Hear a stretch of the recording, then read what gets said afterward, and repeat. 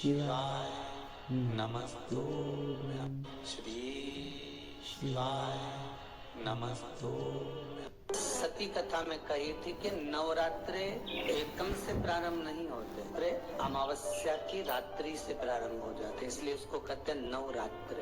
क्योंकि नवमी के दिन माता जी का विसर्जन हो जाता है, जवारों का विसर्जन हो जाता है, व्रत करने वाले कन्या पूजन भोजन भंडारा कराकर विराम दे देते हैं। तो नवमी की रात्रि उसमें नहीं जुड़ा पाती, उसमें रात्रि अगर जुड़ती है तो ये अमावस्या की रात्रि से जुड़ना प्रारंभ होता है, तब जाकर वो नवरात्रि पूर्ण हो पाती है। पितृलोक में पितृ जैसे निवास होकर भी इंतजार करते हैं। 4 नवरात्रे हैं तो 4 ही श्राद्ध हैं। आज मौनी अमावस्या है, श्राद्ध का विराम हो जाता है और कथा अर्थात नवरात्रे प्रारंभ हो जाते हैं दूसरे दिन। तो यहाँ शास्त्र कर जैसे हमें प्रतीक्षा रहती है कोई अच्छे कार्य की, कि घर में कोई शुभ कार्य हो, घर में कोई अच्छा आयोजन हो तो अपने को आनंद होगा, प्रसन्नता होगी।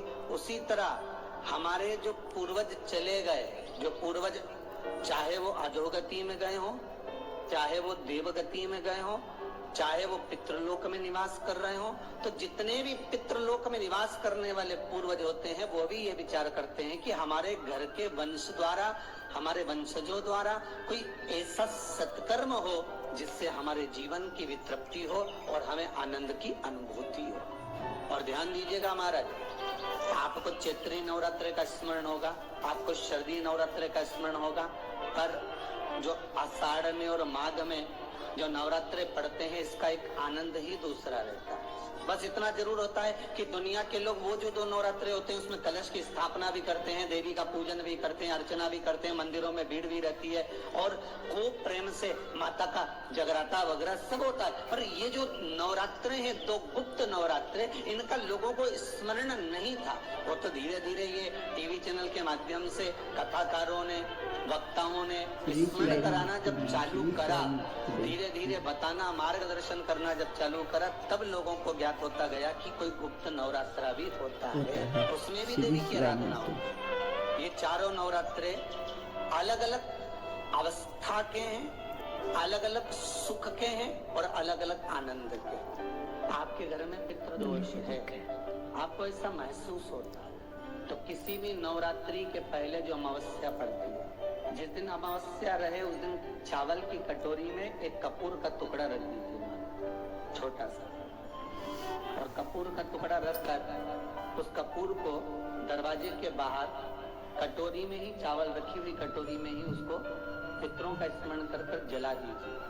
और जलाने के बाद उस चावल को कहीं भी किसी भी वृक्ष की छांव में पक्षियों के लिए डाल दीजिए। शिव महापुराण की कथा कहती है, अगर मान लो पितृ आपको कष्ट दे रहे हैं, पितृ आपको तकलीफ दे रहे हैं, कोई काम नहीं होने दे रहे हैं, या कहीं आपको ऐसा लगता है कि पितरों का दोष है, तो वो पितृ दोष देवी, अब ये जो आप करेंगे ये कब कर रहे हैं? अमावस्या के दिन आप उसको रख रहे हैं, अमावस्या के दिन उसको रखकर रात भर आपने रखा कपूर के साथ में, सुबह एकम पड़ गई, नवरात्रि लग गई, उसी दिन उसको जलाकर आपने पटक दिया। अर्थात उससे देवी और पितृ इन दोनों का आशीर्वाद जो प्राप्त होता है, तो घर में से पितृदोष समाप्त होकर लक्ष्मी कार्य में सिद्धता। और नवरात्रि में भी देवी की आराधना का एक स्मरण का सुख है महाराज।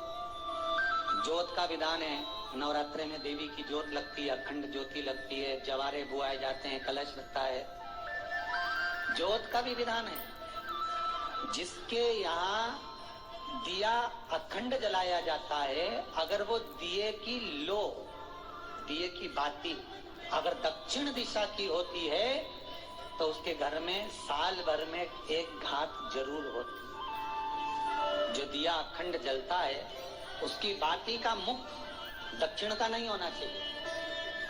अगर आपने देवी भागवत का स्मरण करा हो, देवी भागवत को अगर सुना हो, तो देवी भागवत में स्पष्ट किया गया कि पूर्व की ओर मुख करा हुआ दिया, अर्थात पूर्व की ओर ज्योत जो जलाई जाती है वो संपदा की वृद्धि करती है। पश्चिम की ओर मुख कर जो ज्योत लगाई जाती है महाराज, वो बेबहू को देती। श्री शिवाय नमस्तुभ्यम। हर हर महादेव। पूज्य प्रदीप मिश्रा जी आज नवरात्र के बहुत अच्छे उपाय बता रहे हैं।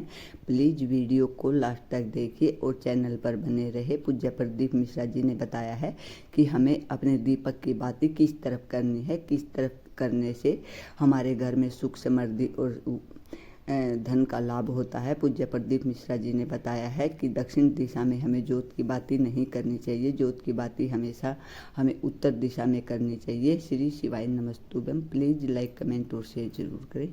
वैभव को देती है और उत्तर की ओर जो मुख कर कर ज्योत जलाई जाती है, उत्तर की ओर जो ज्योत का मुख रहता है वो आयु की वृद्धि करती है, घर में अकाल मौत को रोकती है। दक्षिण की ओर ज्योत ना लगाएं।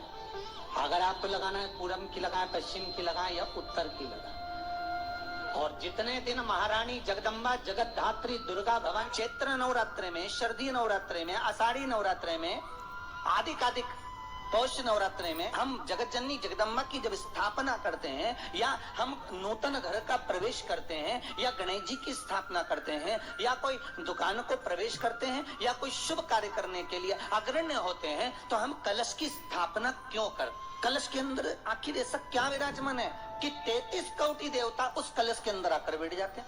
आप कोई यज्ञ करने जा रहे हो, आप कोई पोथी पुराण करने जा रहे हो, आप कोई अच्छा कार्य करने जा रहे हो तो ब्राह्मण देवता कह देते कलश की स्थापना होगी, कलश की शोभा यात्रा निकलेगी, कलश यात्रा निकलेगी, कलश विराजमान होगा। उस कुंभ की उस घड़े की महत्वता कहाँ से प्रकट हो गई? शिव महापुराण की कथा कहती है महाराज, भगवान ओघड़दानी शंकर स्वयं आद्य शक्ति जगदम्बा से कहते हैं कि जगदम्बा तू क्या चाहती है बोल। तो जगत जननी जगदम्बा कहती है कि जहां मैं हूं वहां शंकर है। ये आपने कह दिया, पर जहां शंकर है वहां के लिए सिद्ध करने के लिए एक स्थान ऐसा बनाया जाए जहां पर शंकर विराजमान है और शंकर के साथ पार्वती विराजमान है। तो शिव जी ने कहा पार्वती उसके लिए मैं तुझे एक सुंदर कलश का निर्माण कर देता। अष्टमी के दिन कन्याओं का भोजन कराओ या नवमी के दिन कन्याओं का भोजन कराओ। पर देवी भागवत तो कहती है, देवी भागवत तो वर्णन करती है कि पहले नवरात्रे से लेकर नवमी तिथि तक जितने दिन देवी के होते हैं, प्रत्येक दिन में आप किसी भी दिन कन्याओं का भोजन करा सकते हो। पहली रात्रि से लेकर, पहला दिन से लेकर, पर 9वें दिन तो सुबेरे पूजन करके यज्ञ करके अनुष्ठान करके देवी को विसर्जन कर दिया। फिर नवरात्रि पूर्ण कैसे होती? नवरात्रि की पूर्णता होती है अमावस्या की रात से गिनी जाती है। कौन से दिन से गिनते हैं? अमावस्या की रात्रि, फिर एकम की रात्रि, फिर दूज की रात्रि, ऐसे गिनते गिनते अष्टमी की रात्रि तक और नवमी के दिन सुबह तक या दोपहर तक या शाम तक जब तक आप यज्ञ ना करें तब तक ये 9 रात्रियां पूर्ण गिनी जाती है महाराज देवी भागवत के हिसाब से पूर्णता। अब हमने कन्या भोजन का जो क्रम बनाया, अष्टमी के दिन करा देंगे, नवमी के दिन करा देंगे, इस तिथि को करा देंगे, पर भाव देखिए, शास्त्र कहता है भूखे को भोजन जब कराइए जब उसको भूख लगी हो, और ऐसों को कराइए जिसको जरूरत पड़ रही है। श्री शिवाय नमस्तुभ्यम। हर हर महादेव। पूज्य प्रदीप मिश्रा जी ने नवरात्र के बहुत अच्छे उपाय बताए हैं और पूज्य प्रदीप मिश्रा जी ने बताया है कि जो नवरात्र है वो अमावस्या की रात से ही लग जाते हैं। और पूज्य प्रदीप मिश्रा जी ने ये भी बताया कि अगर हम कन्या भोज करना चाहते हैं घर में तो वो हम किसी भी दिन कर सकते हैं, 9वें दिन का इंतज़ार ना करें। अगर आपको वीडियो पसंद आया हो तो एक लाइक और एक कमेंट अवश्य लिखें और कमेंट बॉक्स में हर हर महादेव अवश्य लिखें।